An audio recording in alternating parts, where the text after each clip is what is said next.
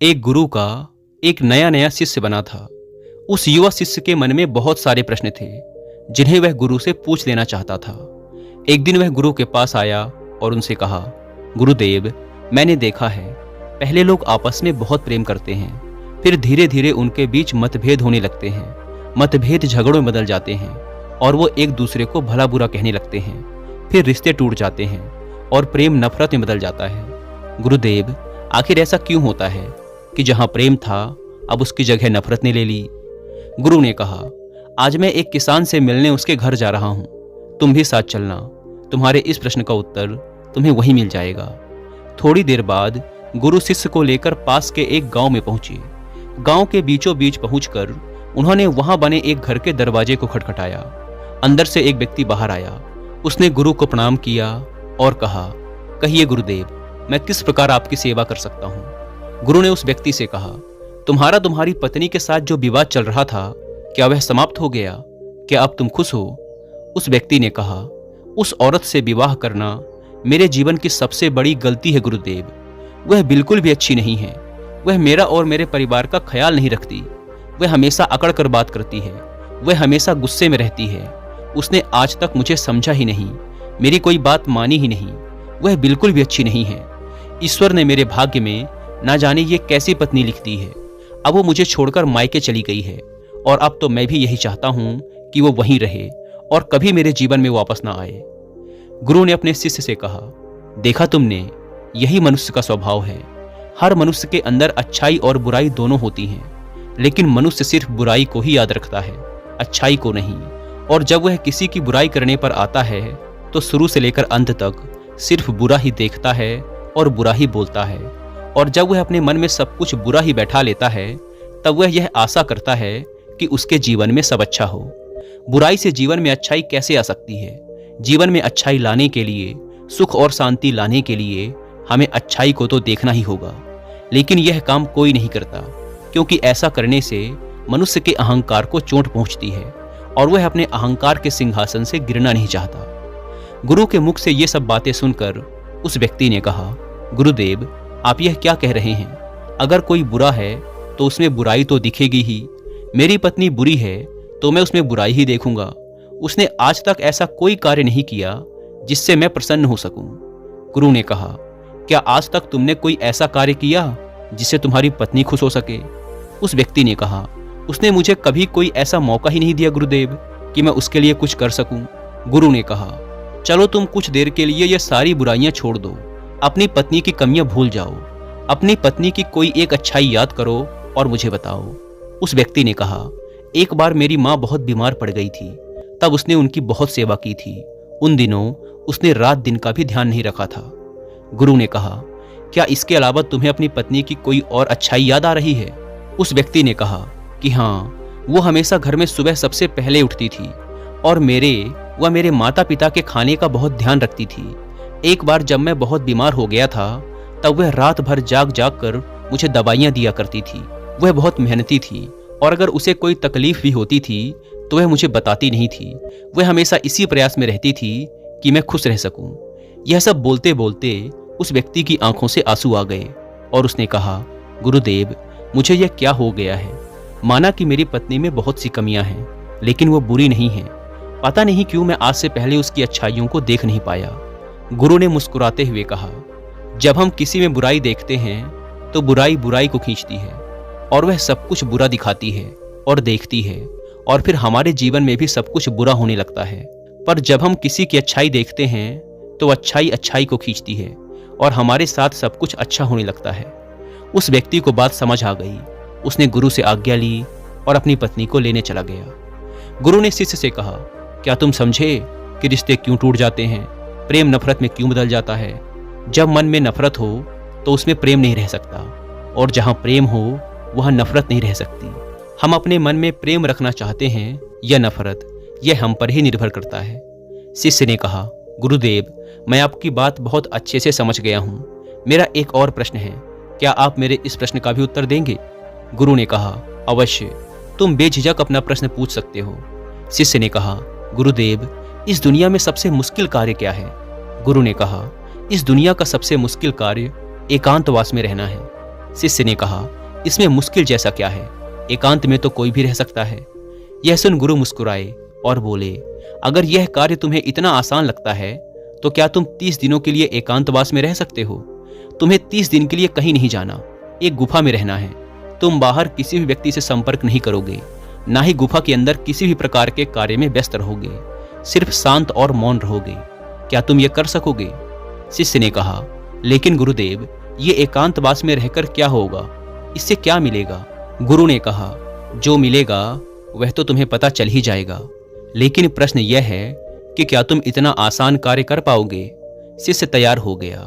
गुरु अपने शिष्य को एक गुफा में ले गए और वहां उन्होंने उसके 30 दिन के खाने पीने का इंतजाम कर दिया और कहा, गुफा का द्वार खुला है, जब तुम्हें लगे कि तुमसे यह नहीं हो रहा तो तुम बाहर आ सकते हो। शिष्य गुफा के अंदर प्रवेश कर गया। पहले दिन उसने बड़ी आसानी से अपना समय व्यतीत कर लिया। दूसरे दिन उसे अजीब सा महसूस होने लगा। उसका मन बार बार बाहर की ओर भाग रहा था। उसे घुटन हो रही थी। वह इधर उधर टहलने लगा, घबराने लगा, लेकिन जैसे तैसे करके उसने दूसरा दिन भी काट लिया। पर तीसरे दिन वह बहुत बेचैन हो गया। उसके मन में विचार आने लगे कि वह यह क्या बेकार का काम कर रहा है। बाहर पता नहीं क्या क्या हो रहा होगा और वह यहाँ गुफा में बैठा है। वह तीसरे दिन ही गुफा से बाहर आ गया और गुरु के पास पहुंचा। शिष्य को देखते ही गुरु मुस्कुराए और बोले, मैं तुम्हारा ही इंतजार कर रहा था। 30 दिन एकांत में रहने की बात हुई थी, तुम तो 3 दिन में ही बाहर आ गए। शिष्य ने कहा, पता नहीं गुरुदेव, पर मैं अंदर से बहुत अधिक बेचैन हो रहा था। बस बार बार बाहर जाने का मन कर रहा था। इन 3 दिनों में मैं एकांत भी नहीं साध पाया। मन में बहुत सारे विचार, भावनाएं, कल्पनाएं और बहुत कुछ चल रहा था। कोई मुझे जबरदस्ती बाहर की ओर खींच रहा था। गुरु ने कहा, वह कोई और नहीं, तुम्हारा मन था। मन को एकांत पसंद ही नहीं है। वह हमेशा किसी दूसरे को ढूंढता रहता है, लेकिन जब उसे कोई दूसरा नहीं मिलता, कोई दूसरा दिखाई नहीं देता, तो वह बेचैन हो जाता है, क्योंकि उसका वजूद दूसरों से ही है। अगर दूसरे नहीं होंगे तो मन की शक्ति खत्म हो जाएगी और वह तुम पर से अपना नियंत्रण खोने लगेगा। इसीलिए वह जल्द से जल्द तुम्हें बाहर की ओर ले जाना चाहता था और तुम बाहर आ गए। शिष्य ने कहा, गुरुदेव, आप बिल्कुल ठीक कह रहे थे कि एकांतवास करना दुनिया का एक बहुत ही मुश्किल कार्य है। गुरु ने कहा, तुमने यह नहीं पूछा कि इस दुनिया का सबसे आसान कार्य क्या है? शिष्य ने कहा, गुरुदेव, मेरे मन में यह प्रश्न भी था, लेकिन मैं पूछ नहीं पाया। गुरु ने कहा, अगर इस दुनिया का सबसे मुश्किल कार्य एकांतवास है, तो इस दुनिया का सबसे आसान कार्य भी एकांतवास ही है। शिष्य ने कहा, आप ये कैसी विरोधाभासी बातें कर रहे हैं गुरुदेव, मैं कुछ समझ नहीं पा रहा। गुरु ने कहा, एकांतवास हमारा स्वभाव है, बस हम अपने स्वभाव से दूर हो गए हैं और मन के बनाए इस जाल में फंसकर हम हमेशा किसी दूसरे को ही ढूंढते रहते हैं और अपने एकांत को खो बैठते हैं। एकांत को साधना नहीं पड़ता, बल्कि वही हमारा स्वभाव है। शिष्य ने कहा, अगर एकांत हमारा स्वभाव है और यह इतना आसान है, तो मैं क्यों 3 दिन में ही उस गुफा से बाहर आ गया? क्यों मुझे वहां रहना इतना मुश्किल लगा? क्यों वहां मुझे घुटन हो रही थी? क्यों मैं इतना बेचैन हो गया? गुरु ने कहा, जब तक एकांत तुम्हारे अंदर से उत्पन्न नहीं होगा, तब तक चाहे तुम किसी गुफा में बंद करके ही क्यों न रखे जाओ, तुम एकांत में नहीं रहोगे। वहां भी तुम अपने आसपास भीड़ इकट्ठी कर लोगे और वह भीड़ तुम्हारे मन के भीतर होगी।